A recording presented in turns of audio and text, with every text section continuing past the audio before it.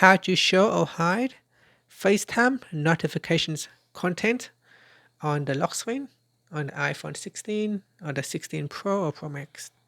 First, let's return back to the home screen by swiping up at the bottom of the screen. Then on the home screen, tap on Settings. Now from the Settings page, we scroll down to the bottom and then tap on Apps. After that, scroll down and tap on FaceTime. Then in here, tap on Notifications. Now scroll down and tap on Show Previews.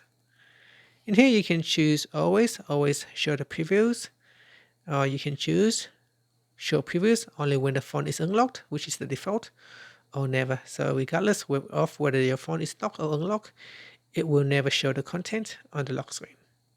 Okay, so select one of the options, then tap on the back key, swipe up to return back to the home screen. And that's it. Thank you for watching this video.